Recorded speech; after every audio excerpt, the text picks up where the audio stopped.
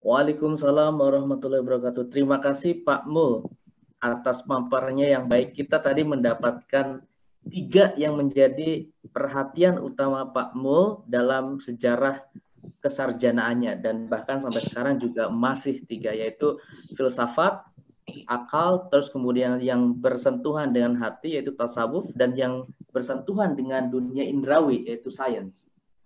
Nah, kita lihat Pak Mul sendiri, misalkan di belakangnya itu perpustakaan, kita ada Al-Hikmah Al-Muta'aliyah dari Mullah Sadra, terus kemudian sepertinya ada Al-Hawi Fittib dari Abu Bakar Ar-Razi tentang kedokteran, dan persis di belakangnya ada Ashifa juga dari Ibnu Sina. Nah, ini sudah lengkap sebagai latar belakang dari inspirasi yang didapatkan.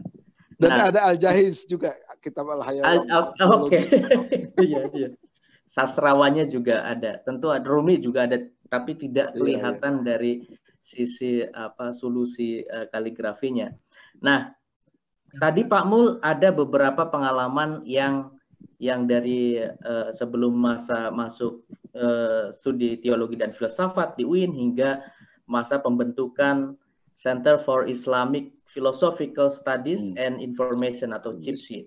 Nah, kita ketahui bahwa Pak Mul mempunyai banyak murid dan juga jaringan intelektual yang dekat dengan Pak Mul. Bahkan sekarang juga Pak Mul mendirikan Philosophical Circle dalam rangka untuk juga meneladani para filsuf muslim yang dahulu untuk mentransmisikan yang tadi Pak Mul sebut sebagai ilmu rasional, atau dalam tradisi Islam disebut sebagai al-ma'kulat atau al-ulum al-aqliyah. Nah, tadi Pak Mul banyak sekali, atau secara singkat sebetulnya, karena banyaknya kita bisa baca dalam buku Mengarungi Lautan Ilmu, karena lautan ilmu ini kalau diarungi tentu ada berbagai aspek yang saya pikir itu sangat mendalam. Nah, salah satunya adalah integrasi sains dalam Islam, atau integrasi Islam dan ilmu saintifik. Nah, untuk membahas kali ini dan juga mungkin impresi atas penerbitan buku ini atau penerbitan buku Pak Mul di Mizan, nah kita tentu saja ingin mendengar dari sambutan baik secara filosofis, saintifik, maupun bagaimana sih sejarah penerbitan buku Pak Mul oleh Pak Haidar Bagir, Direktur Mizan, dan juga cendekiawan Muslim, tentu tidak asing, lulusan dari Harvard University, Filsafat Islam, dan juga lulusan Filsafat Islam di Universitas Indonesia. Kepada Pak Haidar Bagir dipersilahkan. 20 menit Pak Haidar. Halo Pak Haidar. Ya, sebentar. Saya pikir Pak Komar dulu. Saya pikir Pak Komar, 1 menit. Tunggu ya. Oke. Nggak masalah. Nah, mungkin sebelum menunggu, bagi kawan-kawan yang ingin membeli langsung autobiografi Pak Mulyadi Kartanegara, jumlahnya 6 jilid, bisa menghubungi CIPSI, dan juga jika berteman langsung dengan Pak Mulyadi Kartanegara bisa menghubungi langsung di inbox. Saya pikir itu akan membantu kawan-kawan untuk setidaknya kalau tidak mengarungi, kita ke pantainya dulu sebelum beranjak ke sampan. Kalau dalam Islam ada istilahnya, jadi di safinah fa'inal bahro amik, yaitu perbaharuilah sampan kita atau perahu kita karena sesungguhnya lautan itu sangat dalam. Nah, jadi saya pikir Pak Mul juga di sini sebetulnya tajdidus safinah mungkin ya dalam hal istilahnya, yaitu memperbaharui alat-alat intelektual kita sebelum mengarungi lautan Tuhan, ilmu pengetahuan Tuhan yang sangat dalam. Monggo Pak Haidar Bagir. Ya. Suara saya jelas ya, gambar jelas. Gambar jelas semua Pak Haidar. Ya. Baik, terima kasih. Assalamualaikum warahmatullahi wabarakatuh. Alhamdulillahirabbil alamin. Allahumma shalli ala Muhammad wa ali Muhammad. Saya kira pertama sekali yang harus saya sampaikan, ini sebetulnya bukan baru, tapi sejak dulu saya ingin menyampaikan rasa hormat yang sebesar-besarnya kepada Pak Mulyadi Kartanegara yang apa ya, punya energi, semangat, passion itu mungkin istilah yang paling tepat ya. Passion itu dari kata pathos, artinya cinta. Cinta sekaligus penderitaan. Jadi kenapa cinta dihubungkan dengan penderitaan? Itu kira-kira begini. Orang yang punya passion itu siap menderita karena apa yang dia cintai. Dan akhirnya penderitaan itu justru menjadi sumber kebahagiaan. Dan itu ciri-ciri sebetulnya para ilmuwan tradisional kita itu seperti itu. Jadi Pak Mulyadi ini begitu cintanya pada pengembangan pemikiran keislaman, ya, sampai bisa saya duga ya Pak Mulyadi ini menikmati waktu-waktu kesulitan, kerja keras yang beliau curahkan di dalam menghasilkan karya-karya ilmiah itu. Jadi saya suka ngasih contoh passion itu apa. Orang kalau ditanya, seorang perempuan, seorang istri, ya, kalau ditanya, kamu pilih mana? Pilih setiap malam bisa tidur enak, 8 jam sehari, nyenyak, nggak ada yang ganggu, ya. Tapi nggak punya anak, ya. Mudah-mudahan kalau ada yang belum punya anak, segera Allah SWT memberikan karunia anak, ya. Atau kamu semalam bisa bangun 7-8 kali, harus membersihkan kotoran orang, dan lain sebagainya. Pilih mana? Maka seorang istri itu akan pilih yang pertama. Kedua, lebih baik saya bangun 8 kali membersihkan kotoran orang dan lain sebagainya, yaitu anaknya, tapi saya punya bayi. Nah itu contoh passion. Penderitaan harus bangun tengah malam berulang kali membersihkan kotoran orang, tapi karena itu dilakukan dengan cinta, maka penderitaan itu bukan saja mudah dilalui, malah bisa menjadi sumber kebahagiaan. Nah, saya melihat nyala passion ini pada Pak Mulyadi, ya. Pak Mulyadi seperti dikisahkannya tadi, itu melakukan ini bukan semata-mata karena dorongan ilmiah. Tentu saja saya tidak ingin mengurangi nilai penting dari dorongan ilmiah, itu sama pentingnya. Tapi Pak Mulyadi ini betul-betul menggeluti dengan seluruh eksistensinya. Jadi semua yang dilakukan Pak Mulyadi ini bukan basa-basi ya, saya keluarkan dari dalam hati saya. Jadi bagi Pak Mulyadi semua pekerjaan melahirkan karya ilmiah ini bukan profesi akademik ya, tetapi sesuatu yang bersifat eksistensial. Pak Mulyadi terlibat dengan keseluruhan wujudnya untuk melahirkan karya-karya yang luar biasa yang sekarang ini dikumpulkan ditambah biografi beliau menjadi 6 jilid ya. Pak Mulyadi ini benar-benar mendemonstrasikan apa yang disebut sebagai passion. Dan Pak Mulyadi bedanya sama saya, kalau saya ini perhatiannya banyak, tahu sedikit-sedikit tentang banyak hal, bisnis iya, filantropi iya, ngurusi pendidikan iya. Tapi Pak Mulyadi mendemonstrasikan passion sebagaimana yang didemonstrasikan oleh para pemikir, para ilmuwan Islam klasik, atau para ilmuwan atau pemikir tradisional dari kelompok manapun yang berkonsentrasi penuh, terlibat dengan seluruh wujudnya ya secara eksistensial, dengan penuh cinta kepada apa yang dikerjakan, sehingga melahirkan karya-karya yang luar biasa, bukan saja dari segi kualitas ya, tapi dalam kualitasnya yang bagus. Pak Mulyadi melahirkan karya-karya yang kuantitasnya juga luar biasa ya. Nah jadi saya harus mulai dengan itu menyampaikan penghormatan kepada Pak Mulyadi, dan kalau melihat Pak Mulyadi yang semoga Allah SWT memanjangkan umur beliau ya, itu masih saya lihat Pak Mulyadi sekarang dengan Pak Mulyadi yang saya kenal dulu, itu gairahnya, insya Allah juga kesehatannya, semangatnya masih saya bayangkan cukup untuk melahirkan mungkin 20-an buku lagi insya Allah setelah ini ya. Dan kita menunggu, dunia kesarjanaan Islam menunggu, dan yang tidak kalah penting dunia kesarjanaan Islam di Indonesia menunggu karya-karya Pak Mulyadi. Ya, itu yang pertama. Nah, kedua, penerbitan 6 jilid biografi ini saya kira menjadi sangat penting. Karena kalau tidak begitu, ini tidak bisa direkam dengan baik.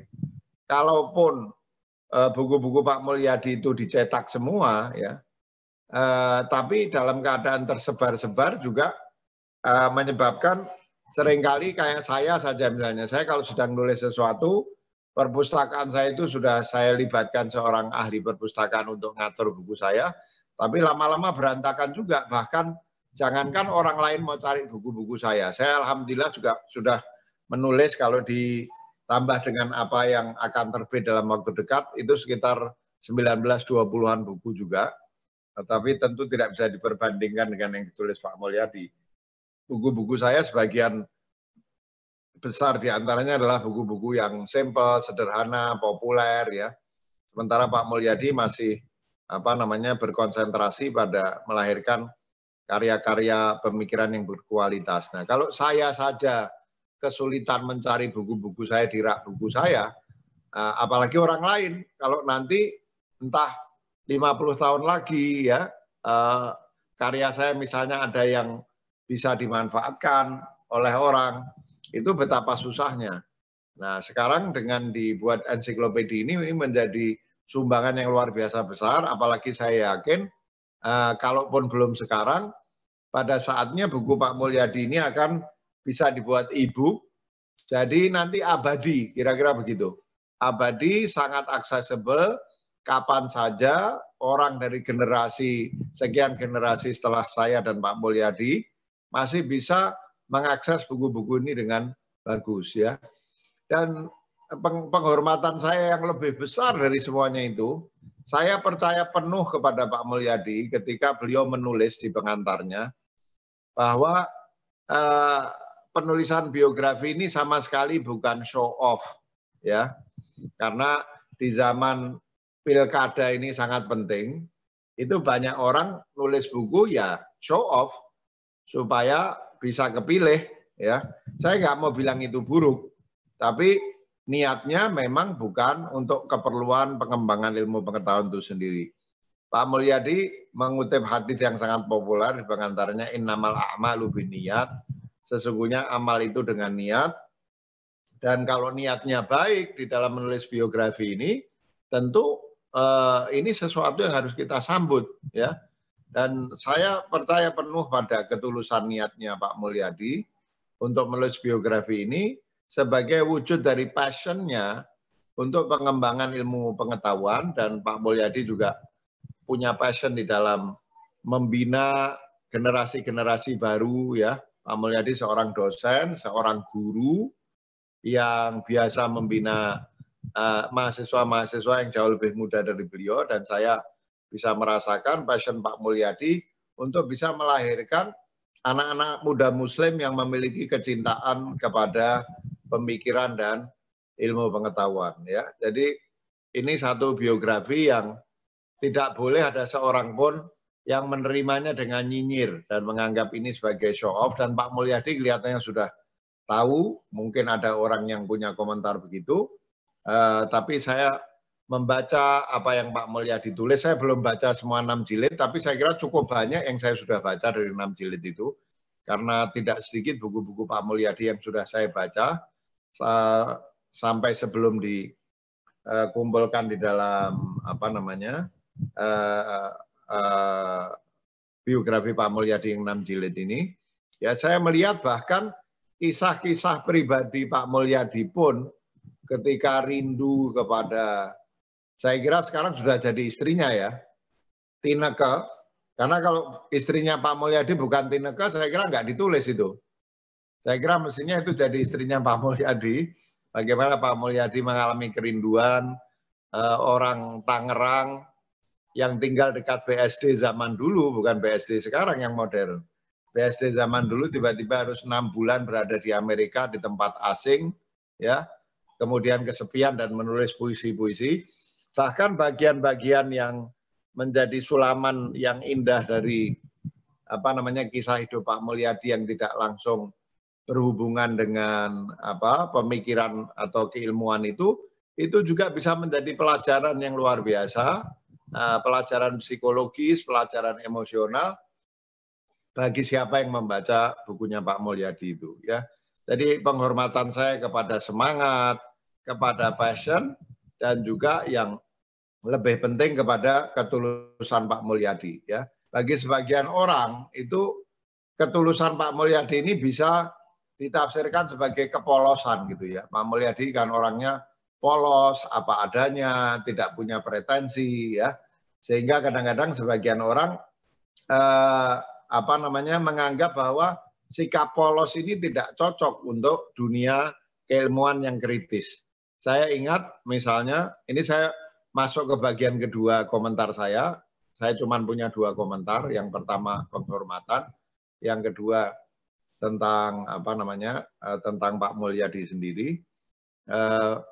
Jadi ketika saya kuliah di Harvard pada waktu itu, saya kuliah dengan dosen-dosen di antara yang dianggap paling top di seluruh dunia terkait dengan pemikiran Islam. Ya, selain ada Emery Schemel, saya kuliah dengan Abdul Hamid Sabra. Abdul Hamid Sabra itu satu di antara 2 orang di seluruh dunia yang paling ahli tentang sejarah ilmu pengetahuan dalam Islam misalnya. Saya kuliah dengan Profesor Mohsen Mahdi, ya, yang sempat menjadi ahli Ibn Khaldun, kemudian berpindah menjadi ahli Al-Farabi, muridnya Leo Strauss. Kemudian saya belajar dengan William Graham, ya, ahli ilmu hadis atau sejarah atau science of hadith, William Graham, ya. Kemudian saya juga ketika saya di sana ada John Vogel. John Vogel ini juga mempelajari tentang usul fiqh, ya. Kemudian siapa lagi ya, orang-orang top. Memang bahkan seperti di Harvard itu, sebagaimana juga kita lihat di sebagian kelompok yang bergerak di bidang keilmuan di Indonesia, itu ada sifat sinis terhadap orang yang punya passion di dalam pengembangan pemikiran dan keilmuan Islam, tapi pada saat yang sama hendak mengintegrasikan keislamannya dengan pengembangan ilmu pengetahuan. Kita selalu baca Pak Mulyadi, tadi kita mendengar apa yang disampaikan Pak Mulyadi, kita lihat betul bahwa Pak Mulyadi ini secara sangat polos menghubungkan keislamannya dengan karir keilmuannya. Misalnya Pak Mulyadi dengan enteng saja tadi mengatakan bahwa pemikiran seperti Sigmund Freud itu berbahaya. Pak Mulyadi mengatakan bahwa dia tidak rela agama Islam disudut-sudutkan misalnya, ya. Itu kalau di Harvard dulu salah satu istilah, saya kira itu umum di Chicago tempatnya Pak Mulyadi juga sama. Umum di dalam tradisi keilmuan atau pemikiran barat modern itu ada sikap sinis kepada orang-orang yang tidak mau melepas baju keagamaannya ketika membahas tentang pemikiran dan ilmu pengetahuan. Saya ingat betul orang seperti Said Hussein Nasr misalnya, itu oleh para dosen saya disebut sebagai antusias, orang yang antusias. Dan antusiasme itu bukan bagian dari ilmu. Menurut mereka, antusiasme itu mungkin dianggap bagian dari cinta pada klub klub bola misalnya, ya. Misalnya begitu. Jadi Said Hussein Nasr itu disebutnya antusias karena dalam segenap keluasan wawasannya, resourcefulness-nya yang luar biasa, ya, kecerdasannya yang dahsyat. Beliau itu lulusan Harvard sekaligus MIT. Itu karena Said Hussein Nasr ini membawa Islam di dalam pemikirannya, maka disebut antusias, bukan ilmuwan.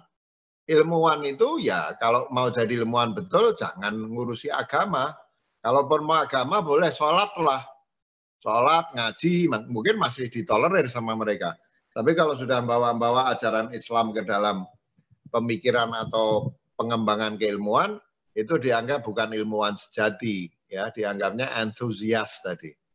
Nah, saya ketika membaca, mendengar Pak Mulyadi itu, saya sudah membayangkan kalau buku-buku Pak Mulyadi ini diterjemahkan ke dalam bahasa Inggris, maka Pak Mulyadi ini akan disebut sebagai entusias. Orang mungkin kagum dengan resourcefulness-nya, keluasan wawasan, tapi dianggap entusias karena Pak Mulyadi ini memang percaya bahwa agama itu punya unsur akademiknya, agama itu punya unsur kognitifnya, ya.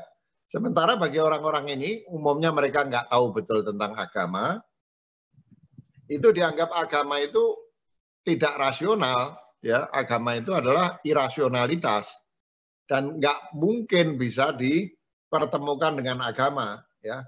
Kalau boleh saya menyinggung sedikit, dianggap promosi juga boleh. Beberapa waktu yang akan datang ini akan terbit buku populer saya, buku ringkas populer ya. Judulnya Science Religious, religiusnya pakai tanda petik, agama saintifik.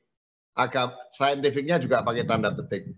Ini upaya saya secara sangat tidak sengaja bersama Mas Ulil Absar Abdallah untuk merespons polemik agama dan sains itu, ya. Tapi meskipun ini ringkas, populer, kami berusaha menukik ke dasar-dasar sains, filsafat sains, karena saya sejak masih mahasiswa ITB dulu sudah sering membaca, menulis tentang filsafat sains dan dasar-dasar agama. Dan kami ingin menunjukkan kepada orang bahwa agama itu jangan ditaruh di tempat yang nggak ada hubungannya sama sains. Sebagaimana sains itu jangan ditaruh di tempat seolah-olah dia nggak ada keimanan di dalamnya. Di antaranya misalnya kita kutip pandangan Einstein bahwa masih terlalu banyak ketidaksempurnaan di dalam perkembangan sains ini dengan segala penghargaan kita kepada sains dan bahwa hidup kita ini nggak akan begini tanpa sains. Kita menghormati sains luar biasa, tapi kata Einstein masih banyak ruang bagi iman di dalam sains itu. Ya, jadi saya bersama Mas Ulil mengumpulkan tulisan kami yang kami rancang secara khusus sehingga menjadi sebuah buku. Judulnya saja saya kira sudah akan buat orang sinis. Judulnya itu Science Religious, Agama Saintifik, Dua Jalan Mencari Kebenaran. Nah, selama ini itu orang-orang termasuk di Indonesia khususnya yang mengaku dirinya sebagai new atheist misalnya, menganggap kalau sudah orang saleh dalam beragama, ya, kemudian mengembangkan filsafat Islam dan lain sebagainya, oh dia pasti bukan ilmuwan, ya. Padahal orang-orang ini nggak pernah baca, misalnya bagaimana perkembangan filsafat peripatetik, ada filsafat Isyraqiyah, ada Gnosis atau Irfan Ibn Arabi, ada Isyraqiyah model Suhrawardi, ada Al-Hikmah Al-Muta'aliyah seperti yang dikembangkan Mullah Sadra. Semua ini dikuasai oleh Pak Mulyadi dan sama sekali tidak kalah canggih dibanding epistemologi dan metodologi sains. Saya misalnya Pak Mulyadi termasuk waktu itu menggantikan almarhum Cak Nur menjadi pembimbing saya ketika saya menulis disertasi. Jadi Cak Nur waktu itu sudah kurang sehat, kemudian wafat, Allah yarhamuh. Akhirnya Pak Mulyadi menggantikan Cak Nur waktu itu menjadi pembimbing saya, menguji saya. Saya menulis buku Epistemologi Tasawuf. Saya tunjukkan bagaimana epistemologi tasawuf itu tidak kurang saintifik dibanding epistemologi sains. Ya. Nah sayangnya ini belum banyak diketahui sehingga pemikiran model Said Hussein Nasr, ya, mungkin kalau Fadlur Rahman lebih dihargai karena biasanya Fadlur Rahman almarhum yang kita kagumi juga, yang saya belajar banyak dari beliau, itu lebih jelas di dalam memisahkan antara unsur keilmuan dan agama. Tapi orang seperti Said Hussein Nasr misalnya, ada Datuk Usman Bakar kalau di Malaysia, maka di Indonesia itu kita punya Pak Mulyadi, ya. Kita punya Pak Mulyadi yang tentu saja bagi saya bisa memahami sepenuhnya bagaimana Pak Mulyadi tadi seperti dikatakan ingin mengintegrasikan tiga hal: agama, filsafat, sains. Dan ini sama sekali bukan hal yang aneh. Ini dilakukan bahkan oleh oleh saintis-saintis di negeri-negeri lain, ya. Kalau kita mengikuti perdebatan tentang agama dan sains, Mizan misalnya menerbitkan saya kira belasan buku khusus terkait dengan perdebatan tentang hubungan antara agama dan sains. Kita bisa lihat dengan mudah bahwa meskipun domainnya tidak sama persis, tapi ada hubungan antara sains, filsafat, dan agama. Nah, saya lihat Pak Mulyadi ini ada di dalam posisi kalau di dunia internasional itu seperti Said Hussein Nasr misalnya. Kebetulan Pak Mulyadi juga sangat tertarik kepada tasawuf. Nanti Mas Muhammad Nur Jabir nanti akan mungkin membahas tentang aspek tasawuf ini. Jadi saya ingin memberikan semangat kepada Pak Mulyadi yang mungkin Pak Mulyadi nggak perlu saya beri semangat. Karena Pak Mulyadi ini orangnya polos, tanpa pretensi, nggak peduli sama orang-orang yang sinis, yang nyinyir, padahal mereka nggak ngerti. Pengetahuan Pak Mulyadi jauh lebih luas, lebih dalam daripada orang-orang yang nyinyir terhadap upaya mengintegrasikan agama, filsafat, dan sains ini. Ya, bahwa apa yang dilakukan Pak Mulyadi ini sepenuhnya bisa dipertanggungjawabkan menurut saya. Dan kami selalu menunggu karya-karya selanjutnya dari Pak Mulyadi. Ya, Pak Mulyadi ini kalau menurut saya lebih dekat alirannya itu kepada aliran kalau di abad-abad awal sejarah pemikiran dan ilmu pengetahuan dalam Islam itu seperti Ikhwanus Shafa. Seperti tidak aneh kalau Pak Mulyadi itu memimpin proyek penerjemahan ensiklopedinya Ikhwanus Shafa misalnya, ya. Kemudian dekat kepada Rumi, kepada Ibn Arabi, ya. Gnosis atau ma'rifah itu kan berasal dari kata pengetahuan juga, ya. Mungkin dekat ke Isyraqiyah, ya. Nah, mungkin mudah-mudahan Pak Mulyadi punya banyak waktu, nanti juga bisa menulis buku-buku yang dekat ke Al-Hikmah Al-Muta'aliyah. Jadi mengombinasikan antara filsafat Isyraqiyah dan filsafat Masyaiyah atau peripatetik. Sekarang ini menurut saya approach-nya Pak Mulyadi ini lebih dekat kepada approach tasawuf atau mau lebih jauh lagi kepada filsafat Isyraqiyah. Jadi sifatnya integratif, intuitif, ya, integratif, intuitif, holistik. Nah, mungkin ada saatnya nanti Pak Mulyadi bisa membuktikan kepada komunitas sains, filsafat, dan kesarjanaan Islam di Indonesia bahwa apa yang ditulis Pak Mulyadi itu juga bisa mendapatkan justifikasi, ya, secara menuruti kaidah apa yang disebut sebagai koherensi itu, ya. Jadi kekonsistenan logis dengan teori-teori akademik, filosofis yang ditemukan sebelumnya. Nah, saya kira ini perlu untuk membuka mata publik atau komunitas ilmiah di negeri kita bahwa sebetulnya adalah satu kesalahan besar untuk bersikap sinis terhadap upaya-upaya untuk mengintegrasikan agama, filsafat, dan sains, karena kita akan kehilangan sangat besar, kita akan rugi sangat besar kalau menyingkirkan agama dari filsafat dan sains, kita akan rugi besar kalau menyingkirkan filsafat dari agama dan sains, kita akan rugi besar kalau menyingkirkan sains dari filsafat dan agama. Dan saya kira Pak Mulyadi ini boleh dibilang andalan paling kuat kita di dalam upaya-upaya untuk membawa pemikiran Islam kaitannya dengan filsafat dan sains to the next level, ya.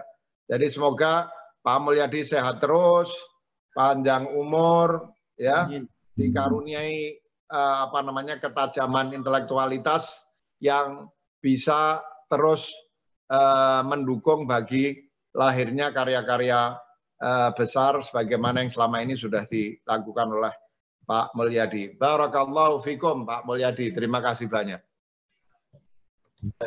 Amin. Terima kasih banyak pada Pak Haidar Bagir atau teman-teman biasa memilih Mas Haidar. Tadi ada dua ya tanggapan dari Pak Haidar Bagir mengenai buku atau autobiografi Mengarungi Lautan Ilmu yang ditulis Pak Mul.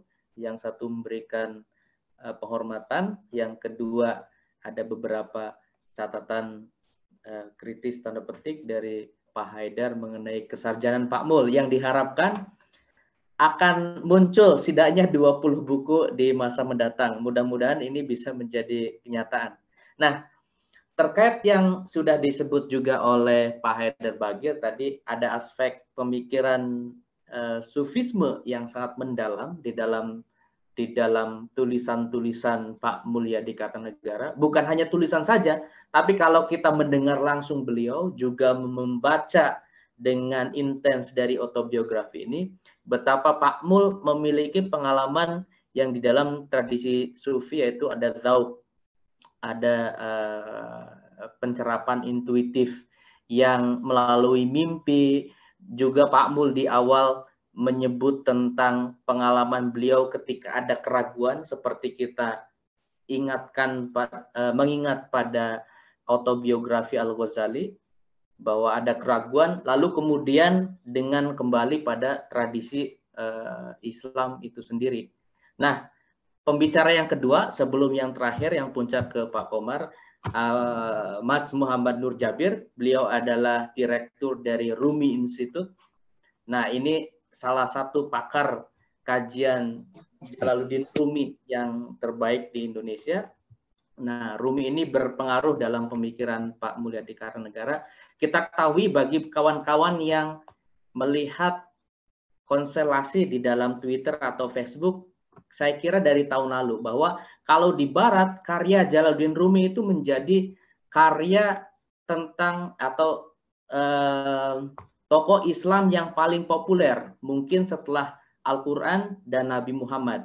Tetapi ada yang mengkritik bahwa personifikasi dari Jalaluddin Rumi itu tidak Islami. Nah, bagaimana sebetulnya Barat hanya mengambil sesuatu yang universal, ayat atau syair-syair tentang cinta, tentang kehidupan dan sebagainya, tapi tidak memahami bahwa apa yang lahir dari rahim syair dan pemikiran Rumi itu dari tradisi Islam.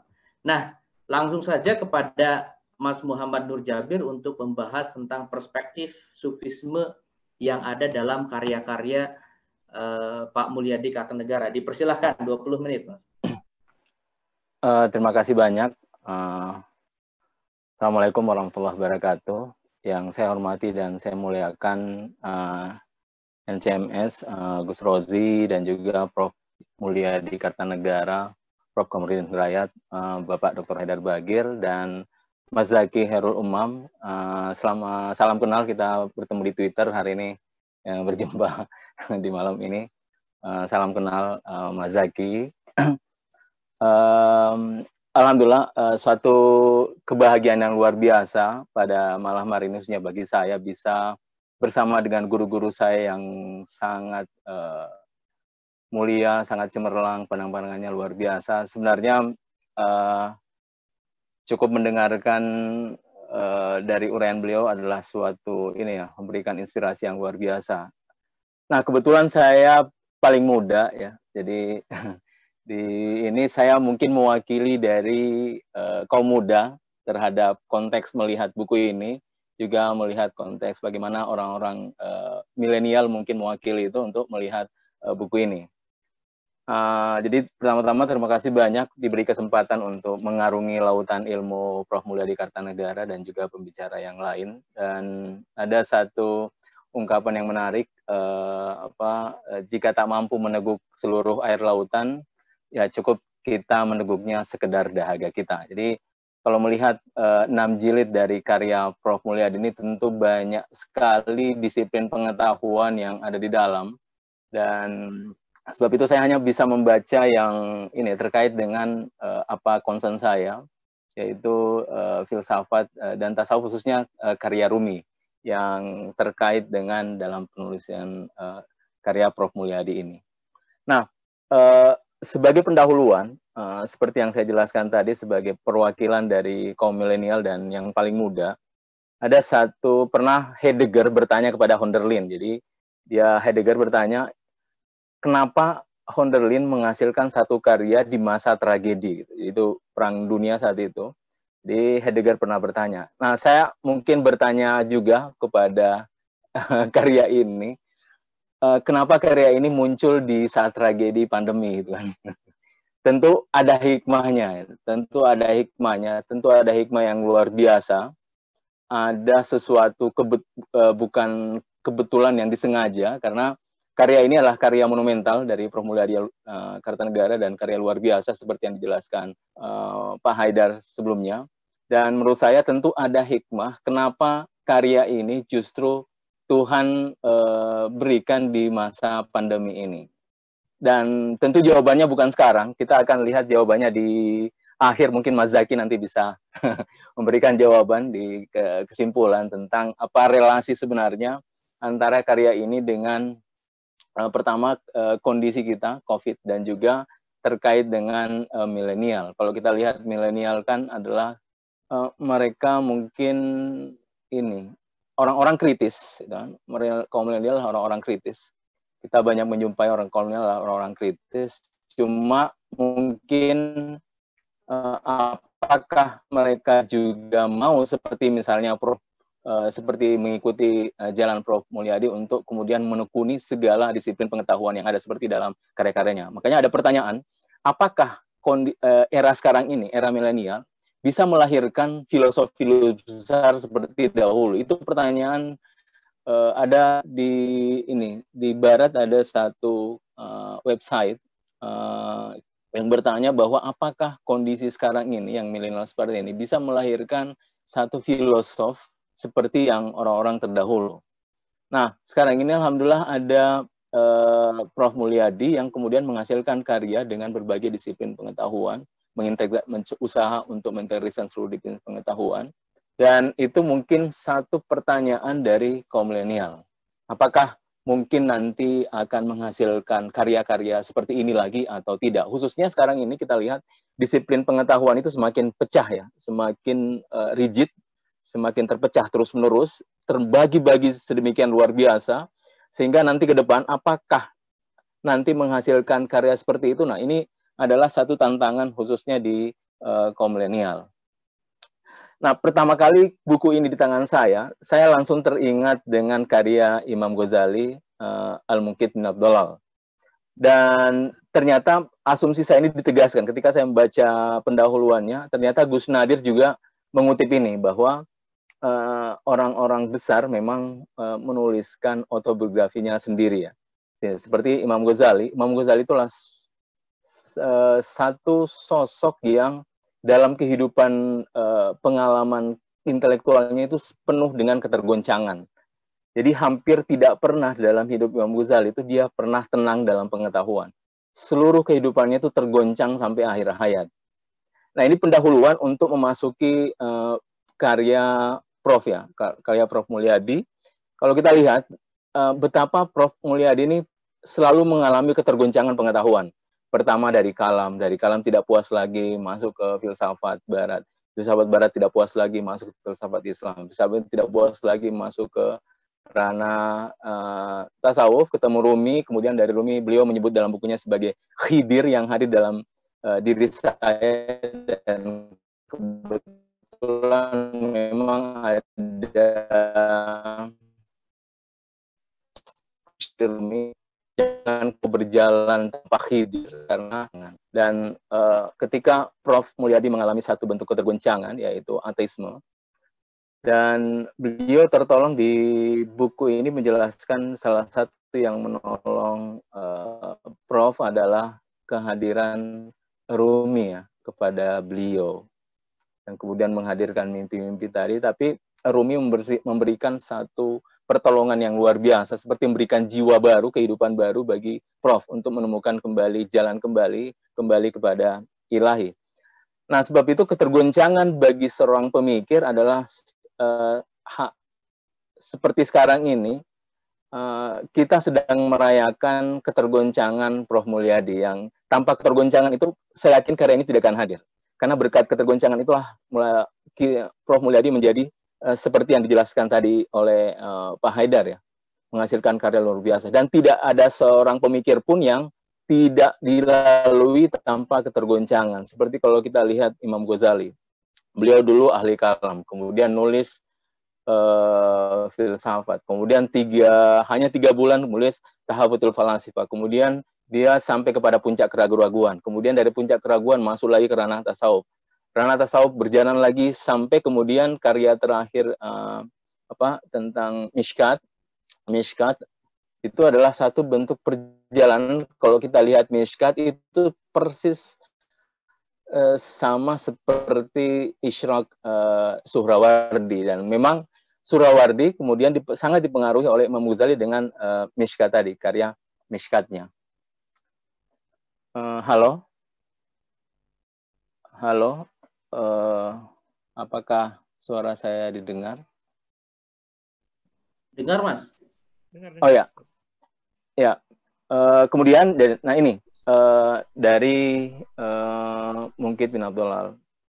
Makanya kalau kita lihat karya Imam Ghazali, kita tidak hanya melihat sekedar karya, tapi satu perjalanan ketergoncangan, ya, satu perjalanan ketergoncangan. Makanya kalau kita sudah baca Ihya, kita harus meneruskan perjalanan membaca sampai ke Mishkat. Karena itu satu bentuk perjalanan yang diarungi oleh Imam Ghazali. Nah, sama dengan Prof Mulyadi Kartanegara, beliau tidak pernah berhenti dalam satu level untuk kemudian dia pernah merasa puas. Nah, banyak orang kemudian ketika ketergoncangan itu datang, dia lari, kan? Dia takut untuk bagaimana dia memberikan satu jawaban terhadap ketergoncangan itu. Tapi kalau kita lihat, justru ketergoncangan itulah yang memberikan satu bentuk keluasan terhadap seseorang. Ada quote menarik dari Wittgenstein, kata beliau, luas dunia manusia itu, seluas kata-kata seseorang, seluas dunia yang dia miliki. Jadi, kalau kita hanya punya dunia teologi, maka kata-kata kita hanya teologi. Kalau kita hanya punya dunia filsafat, kata-kata kita hanya filsafat. Kalau kita punya semuanya, termasuk punya sains atau justru sofistik, maka kita punya banyak kata-kata. Kita punya kata-kata teologi, kita punya kata-kata filsafat, tasawuf, sampai dan seterusnya. Ini seperti yang dikembangkan oleh Wittgenstein dengan language game. Nah, jadi ini ya, satu ketergoncangan yang dimiliki oleh seorang pemikir seperti Prof Mulyadi. Makanya penegasan ini, apa yang kita rayakan hari ini adalah hasil dari ketergoncangan. Mungkin sebagian orang lari dari ketergoncangan, justru Prof Mul itu menyambut itu dan tidak pernah berhenti untuk menemukan satu jalan keluar. Bukan saja jalan keluar seperti yang diuraikan oleh Pak Haidar sebelumnya, justru dia kemudian memberikan solusi-solusi. Apa yang kita lihat dari seluruh karya ini adalah integrasi dari seluruh pengetahuan, itu adalah hasil bagaimana memberikan sumbangsi terhadap dunia Islam, ya, untuk mengintegrasikan segala hal dalam pengetahuan. Nah, untuk persingkat waktu, saya langsung saja masuk ke karya Rumi yang ditulis oleh Prof Mulyadi Kartanegara. Di karya-karya ini memang kita lihat bagaimana banyak hal yang di Prof mengungkapkan karya-karya Rumi dari meminjam beberapa bait-bait syair Rumi. Misalnya tentang tentang bagaimana Rumi mengkritik kaum materialis, seperti yang dijelaskan tadi Prof Mulyadi. Saya mengutip bait Kitab Masnawi pertama, bait 2128. Kaki argumentasi terbuat dari kayu, kaki kayu berjalan tertatih-tatih. Jadi Rumi menggambarkan para kaum rasionalis termasuk saintifik adalah sebagai kaki argumentasi yang terbuat dari kayu, kaki kayu berjalan tertatih-tatih. Nah, ini kritik bagaimana Rumi mengkritik kaum materialis, dan itu dikutip di buku Prof Mulyadi. Ini ada di Kitab Masnawi, bait 2128. Nah, kemudian juga tentang ma'rifat. Kalau tadi Pak Haidar menjelaskan begitu banyak nilai-nilai sofistik yang hadir dalam karya-karya Prof Mul. Ini juga ketika beliau menjelaskan tentang ma'rifat, bahwa ma'rifat itu tidak sekedar dengan pendekatan rasionalitas dan juga saintifik, tapi juga dengan pendekatan yang bersifat intuisi atau seperti Mas Zaki menjelaskan tadi, zauki. Dan ini dijelaskan di Kitab Masnawi pertama, bait 3446, dan juga dikutip oleh Prof Mulyadi Kartanegara, imhoi ahdilil hamolishun, imhoi ahletan ahmolishun. Ilm chun barzat yorishawat, ilm chun bartanzat borishawat. Ini kata Maulana Rumi bahwa ilmu orang ahli fisik itu hanya menjadi beban bagi dirinya, tapi orang yang ahli ma'rifat itu justru menjadi bagian dari dirinya. Nah, sebab itu orang yang tidak menjadi bagian dari dirinya, ilmu itu hanya menjadi beban, tapi ketika dia menjadi bagian dari dirinya, justru ilmu itu akan menjadi penolong bagi dirinya. Nah, tentu hal-hal seperti ini tidak akan kita temukan dalam ranah saintifik, dengan pendekatan saintifik maksud saya, dan juga dengan pendekatan rasionalitas. Ini memang dengan pendekatan zauki. Makanya ketika kita lihat ini ya, ketergoncangan Prof. Mulyadi ketika ketergoncang dengan membaca eksistensialisme yang kemudian mengantarkan dia dalam pengalaman ateisme, karena ateisme adalah satu bentuk pengalaman. Karena ateisme itu tidak sekedar pengetahuan, tapi satu bentuk pengalaman. Itu pengalaman tentang ketakbertuhanan. Dan teisme adalah pengalaman tentang kebertuhanan. Dua-duanya adalah pengalaman, dan memang kita mesti ditolong juga dengan pengalaman. Jadi tidak cukup dengan pengetahuan, tapi juga mesti ditolong dengan pengalaman. Nah, Prof, kalau kita baca bukunya, dia ditolong dengan pengalaman-pengalaman. Jadi pengalaman. Jadi ada seperti dialog batin di dalam dirinya yang terus berusaha untuk keluar, dan itu adalah satu bentuk pengalaman. Makanya teis dan ateis adalah satu bentuk pengalaman. Tidak sekedar knowledge, tidak sekedar pengetahuan, tapi itu adalah pengalaman. Saya pikir kalau kita ini ya masuk dalam kita kaji bagaimana diri kita, saya pikir hampir kita semua juga pernah mengalami ketergoncangan tersebut. Khususnya kalau kita baca-baca filsafat, itu pasti pernah kita merasakan bagaimana pengetahuan itu menggoncang kita, yang kita sebut sebagai pengalaman menjadi seorang ateis. Jadi pernah diskusi waktu itu, jadi karena dia tahu saya juga belajar filsafat, jadi dia bertanya untuk bagaimana membuktikan Tuhan. Nah, dia berharap saya menjawab seperti memberikan gagasan tentang wahdatul wujud, tentang wajibul wujud, mumkinul wujud. Saya cuma mengatakan seperti ini, menjawabnya bahwa kalau saya memilih ateisme, pilihan saya cuma dua, apakah saya bunuh diri atau merayakan kehidupan bagaimanapun caranya. Karena menjadi ateisme itu adalah harus menerima bahwa tidak ada lagi dunia setelah alam ini ya. Dunia hanya materi, hidup sekali, mati sekali, bercinta sekali, seperti kata Sarul Khan di film Kuch Kuch Hota Hai. Kalau memilih ateisme, tidak mau hidup hanya seperti itu kan, dan setelah ini nothing. Nah, saya mengatakan itu seperti hidup yang absurd ya, nihil.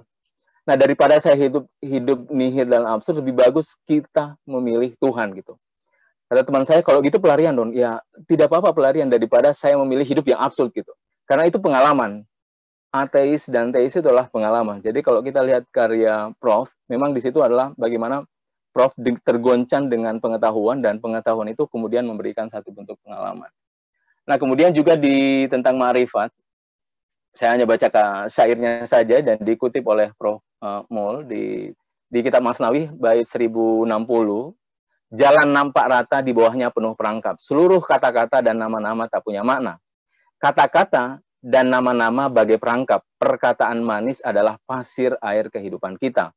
Pasir yang satu itu memancarkan air darinya, sungguh langka, pergi, carilah dia.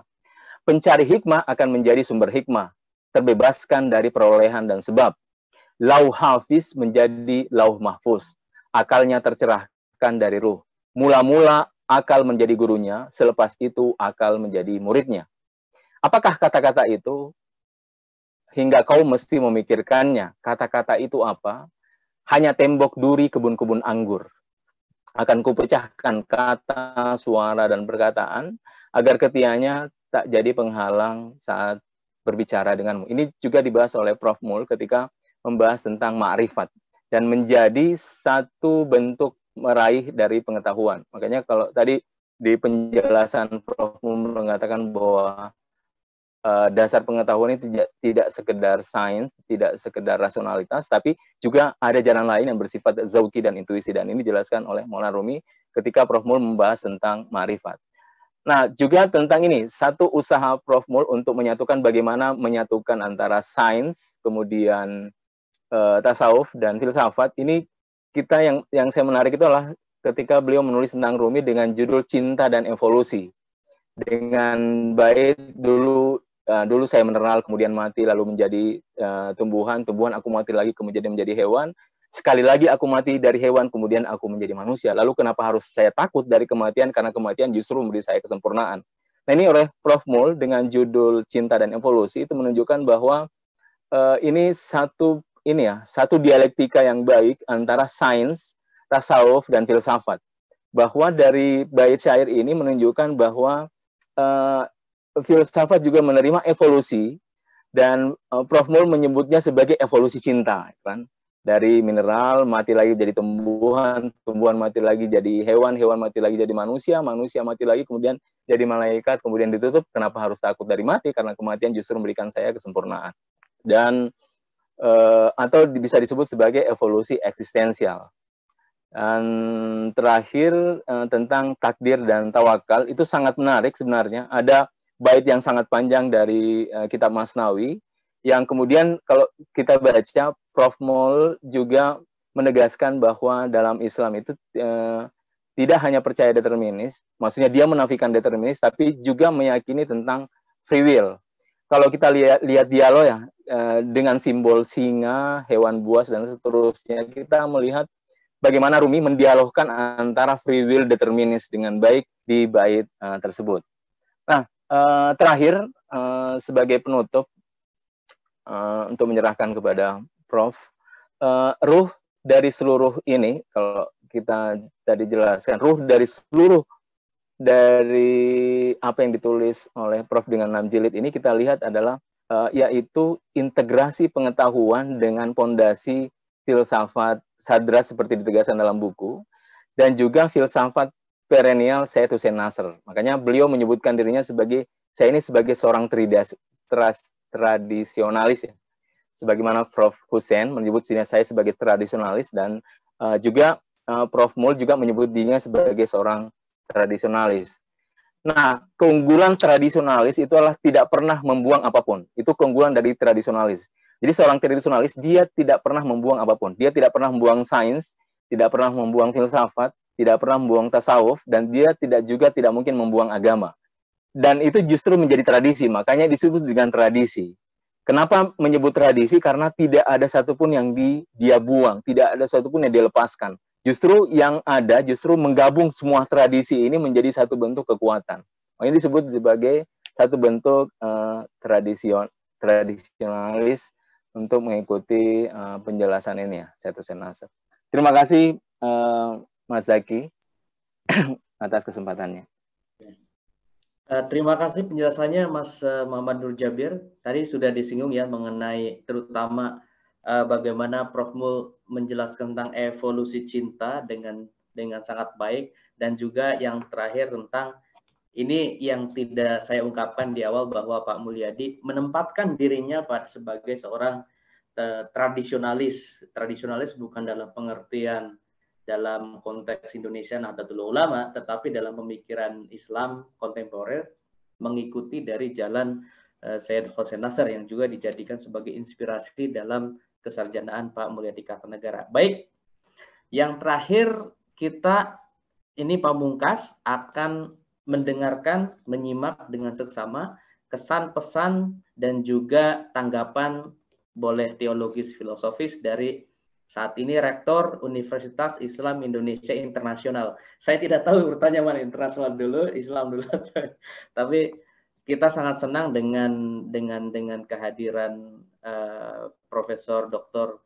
Komarudin Hidayat pada malam hari ini, dan untuk forum digitalnya kita persilakan kepada Profesor Komarudin atau yang teman-teman biasa panggil sebagai Mas Komar. Dipersilahkan Mas Komar. Ya. Bismillahirrahmanirrahim. Assalamualaikum warahmatullahi wabarakatuh. Alhamdulillah wa syukurillah wassalatu wassalamu ala sayyidina Muhammad amma ba'du. Gembira sekali saya bisa silaturahmi ketemu teman-teman. Acara udah dimulai ya dari jam 7, sekarang hampir jam 9. untuk ukuran anak milenial, sebenarnya ini udah cukup lama ini. Dari Psychology of Learning, mendengarnya itu paling lama 45 menit. Dan itu udah anti klimak. Gitu. Oleh karena itu, kita bicara mendengarkan sampai 2 jam ini sungguhnya, kalau menurut teori yang saya baca, sudah melebihi teori. Tapi karena menarik, ya orang bertahan saja ya. Karena udah mulai terbiasa selama pandemi ini. Pertama, saya menghargai 3 pembicara, ya, Saidar, Mulyadi, dan juga Saudara Jabir. Ada kemiripan sungguhnya Mas Saidar sama Mulyadi ini. Dua-duanya ini produsen dan pencinta buku, penulis buku. Gitu. Hanya bedanya kalau Mas Saidar ini, tanda kutip, agak kurang fair. How to get things done through others. Gitu. Bagaimana menuliskan pikirannya, tapi melalui orang lain. Gitu. Sehingga kalau ada buku-buku yang bagus itu dia terbitkan, gitu. Itu mewakili pikiran dia. Makanya kalau kita ingin membaca pikiran-pikiran dari Haidar, baca aja buku-buku terbitan Mizan, gitu kan. Dan itu memberikan satu trendsetter dari pemikiran di Indonesia. Itu menarik sekali itu. Nah, kemudian Saudara Mulyadi, ini saya sebagai kawan ya di Ciputat. Di Ciputat itu hubungan dosen, mahasiswa, kawan. Saya punya berapa mahasiswa di kelas, tapi kemudian sekaligus sebagai kawan di luar kelas, itu terutama di HMI. Jadi di Ciputat waktu saya aktif itu ada 2 institusi atau 3. Satu di kampus kita ini di apa ya? Pikirannya itu di brainwash oleh Pak Harun Nasution. Jadi pikiran-pikiran yang diterima di pesantren yang lama itu diacak-acak. Tapi yang menarik, Pak Harun kalau mengajar, semuanya logis. Jadi ketika kita dengarkan kuliah Jabariyah, kita diajak jadi Jabariyah. Gitu. Tapi nanti pas dijalankan Mu'tazilah, kita ikut jadi Mu'tazilah. Gitu. Karena dia kemampuan Pak Harun mengajarnya luar biasa yang sulit ditiru. Tapi kemudian ketika ngajar tasawuf, kita jadi seorang sufi seakan-akan. Di situ kelebihan Pak Harun, sehingga kemudian kita dikondisikan untuk menjadi mahasiswa yang punya wawasan inklusif dan fair, mengambil jarak, lalu tidak kagetan menerima keragaman madhab. Itu salah satu jasa Pak Harun itu, yang membuat saya, Saudara Mulyadi dan kawan yang lain, itu ketika belajar ke Barat tidak kagetan. Karena sudah dikenalkan betapa Islam itu luas dalam realitas historis, pemikiran madhab Islam itu luas sekali, maka ketika ada orang pikirannya macam-macam, kita udah tahu, oh ini Khawarij. Gitu aja. Ketika rasional, oh ini satu jalur dan Mu'tazilah. Gitu. Kemudian kalau ini suka hukum, wah ini madhab fikih ini. Kalau ditarik ke terus pra-Islam, ini madhabnya Nabi Musa, Ten Commandment. Gitu kan. Kalau Sufi, ini kalau tarik sebelumnya, ini warisan Nabi Isa, gitu, kasih sayang. Kalau filosofis, ini jalurnya ada Ibrahim, filosofis. Lalu dalam Islam diramus dengan komplit, dan itu dikenal oleh Pak Harun. Itu satu. Yang kedua, saya ingin bicara human interest saja, Saudara Mulyadi ya. Mulyadi ini satu, yang pasti ya, Anda harus salut. Semua tulisannya itu pertama berupa naskah tulisan tangan. Gitu. Anda bisa bayangkan, semuanya itu berupa tulisan tangan. Jadi dia itu menuangkan gagasan, feeling, perasaan, itu menggunakan medium jari dan pulpen itu. Layaknya melukis. Jadi ketika melukis itu diungkapkan antara feeling dan ide itu menyatu. Nah itu Saudara Mulyadi ketika nulis itu dalam tulisan tangan, naskahnya masih ada. Makanya tidak heran kalau kemudian Saudara Haidar tadi ini mengingatkan pada ulama-ulama abad tengah. Hari gini coba masih ada orang nulis tulisan tangan. Sementara anak-anak kita yang milenial itu nulis kacau balau itu karena biasa itu nulis handphone. Kemudian saya belajar grafologi, dikit-dikit saya belajar grafologi. Orang yang nulis tulisan tangan itu akan ketahuan. Memilih menggunakan huruf seperti apa, itu akan ketahuan konsistensinya. Dan Saudara Mulyadi, satu, dia pasti orang yang tekun, konsisten. Kalau tidak akan sanggup menulis 15 halaman dengan bentuk kalimat huruf yang sama. Itu kalau orang tidak punya konsistensi yang kuat, nggak akan sanggup. Saya tanya pada ahli grafologi tentang fenomena tulisan tangan. Gitu. Nah, ini unik Saudara Mulyadi itu. Anda bisa ukur sendiri. Anda sanggup berapa halaman nulis tangan konsisten. Nah, Mulyadi ini sanggup. Gitu kan. Nah, yang berikutnya, Saudara Mulyadi ini tadi dikatakan bahwa dia itu punya bakat seni, jadi keseimbangan otak kanan, otak kiri ada keseimbangan. Kayak Einstein dan sebagainya, itu kan punya scientist, itu kan punya keseimbangan. Karena keseimbangan, otak kanan punya daya imajinasi, otak kiri punya daya yang runtut, ya. Jadi Saudara Mulyadi punya kelebihan itu. Dan kemudian kalau saya ditanya, siapa sih ikon ahli filsafat Indonesia? Ya Saudara Mulyadi. Gitu. Maka bagi saya Mulyadi ini satu flag carrier bagi Indonesia. Kalau tanya profesor filsafat Islam, ya hanya dia satu-satunya gitu. Yang lain juga ada, tapi di bawahnya lah. Gitu. Karena apa? Karena konsisten betul ya. Oh, mau ada revolusi, terserahlah, mau ganti kabinet, sebodoh amat lah. Coba tanya Saudara Mulyadi, jangan-jangan nggak hafal nama menteri kok itu dia itu, gitu kan. Tapi kalau ditanya nama-nama filosof dari Yunani sampai sekarang, dia bisa ngelotok gitu. Jadi dia sangat konsisten. Profesorshipnya itu konsisten sekali, dan itu kita perlukan. Dan itu yang kemudian semakin langka di dunia Islam, semakin langka. Jadi kalau toh Saudara Mulyadi melajari yang lain, tapi E-shape ya, itu kedalamannya itu sudah kuat. Yang bagus memang ada, kalau manajer itu T-shape, ada huruf T, punya kedalaman dan ke samping. Tapi kalau ilmuwan itu sebenarnya I, itu yang lebih dalam. Kemudian hubungan sosial baru T-nya ke samping. Tapi yang harus kuat adalah I-nya, ke bawahnya itu harus kuat. Nah sekarang, pendidikan sekarang, itu sorry to say ya, kedalamannya juga kurang, ke sampingnya juga kurang. Karena apa? Untuk memahami realitas sosial yang global, yang interconnected, being connected with others, karena ini memerlukan ilmu multidisiplin, interdisciplinary studies. Kalau tidak, kita nggak paham memahami dunia sekarang ini. Gitu. Tapi bayangkan ketika kedalaman juga tidak, keluasan juga tidak, itu yang kemudian disebutkan sebagai the death of expertise. Jadi orang itu sekarang mengandalkan Google. Kalau debat di mana buka aja Google sebelumnya, gitu. Jadi ilmunya sebatas Google. Dan kalau orang pintar retorika dengan modal Google itu udah keren ngomong di TV itu. Gitu. Saya kira orang yang keren-keren ngomong di TV itu kalau dikejar betul gitu, mungkin ya ilmunya sebatas Google aja. Nah, ini yang membedakan Saudara Mulyadi. Dia melajari itu dari betul-betul akarnya. Dan ini sangat diperlukan. Kemudian yang lain-lain saya tidak ingin nambahkan karena Saudara Haidar tadi sudah juga disebutkan, yang saya sebagai senior ya, saya di Ciputat itu paling merasa senior ya. Saya gembira bahwa para junior saya itu sekarang banyak bermunculan ilmuwan-ilmuwan dalam bidangnya, gitu. Oleh karena itu saya bayangkan gini, ketika Cak Nur itu pintar sendiri dulu. Zamannya Cak Nur itu pintar sendiri, nggak ada saingannya. Kaliyakut bainal hajar, gitu kan.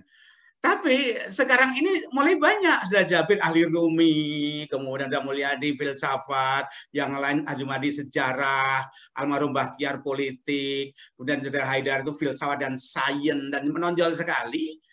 Sehingga sekarang ini tidak begitu menonjol karena memang banyak bintang. Kalau dulu bintang itu sedikit, sekarang banyak bermunculan. Tapi yang diperlukan tadi, satu, konsisten nggak dalam produktivitas menulisnya. Gitu. Sebab seorang ilmuwan, seorang scholar itu perish or publish, itu rumusnya kalau di kampus tuh. Whether you are going to perish or publish, itu dibuktikan dengan karya tulisnya. Gitu. Saya ingin mengakhiri komentar saya sebagai, sebenarnya saya ini penggembira saja. Gini, kalau Anda ingin panjang umur, ada dua hal. Menulislah buku sebanyak-banyaknya yang bagus-bagus. Sehingga umur Anda akan abadi. Lainnya Imam Ghazali kan masih hidup kan? Karena bukunya hidup. Gitu. Jadi Saudara Mulyadi itu akan abadi, akan panjang karena karyanya. Kalau tidak, beramalah yang besar agar ditulis orang. Maka Anda juga akan abadi. Gitu. Jadi banyak kiai-kiai itu tidak nulis, tapi ditulis orang karena karyanya banyak. Seperti Ahmad Dahlan tidak nulis buku, tapi karyanya banyak. Hasyim Asy'ari tidak banyak nulis buku, tapi ditulis banyak. Jadi Anda nulislah buku atau beramalah yang otentik agar engkau itu ditulis orang. Terakhir, saya merasa bahwa angkatan saya Saudara Mulyadi itu memang saatnya sudah harus, nah saya baca buku Sudah Mulyadi itu lautan ya, bukan kolam. Di antara kita ini kan baru mengarungi kolam aja, kolam sih berapa kali PP sampai, tapi lautan itu dibutuhkan skill, nyali, wawasan, kalau tidak ya kita akan tenggelam. Jadi Saudara Mulyadi itu tadi menghadapi berbagai tantangan, goncangan, hanya orang yang pernah menghadapi goncangan dihadapi baru dia akan tumbuh. Gitu. Jadi flight or fight, gitu. Kalau flight Anda nggak akan tumbuh. Tapi kalau fight, baru Anda akan tumbuh. Saudara Mulyadi itu fight, dihadapi tadi goncangan-goncangan, maka kemudian apa dia tumbuh. Ya, ada pun juga begitu. Bagi seorang pelaut, nahkoda, dia nggak akan hebat kalau tidak pernah bertemu dengan ombak. Biasa-biasa saja. Seorang pilot juga akan hebat kalau dia tidak pernah mengalami turbulence. Nah, kapasitas seorang intelektual itu nggak akan tumbuh, nggak akan original, nggak akan otentik kalau dia tidak menghadapi tantangan. Tapi bagaimana tantangan itu dihadapi, dia taklukkan, dia peluk. Saudara Mulyadi menghadapi tantangan, dia terus dia peluk, dia taklukkan tantangan itu. Dan ini menarik. Jadi kalau dibahasakan, Saudara Mulyadi ini sudah melaksanakan la ilaha dulu baru illallah. Nah itu. Jadi syahadatnya itu begitu mestinya. Syahadat yang praktis itu orang mengalami la ilaha dulu. Kalau belum pernah la ilaha, illallahnya nggak akan mantap. Nah, itu dia baru bersyahadat secara praksis di situ kira-kira. Terima kasih.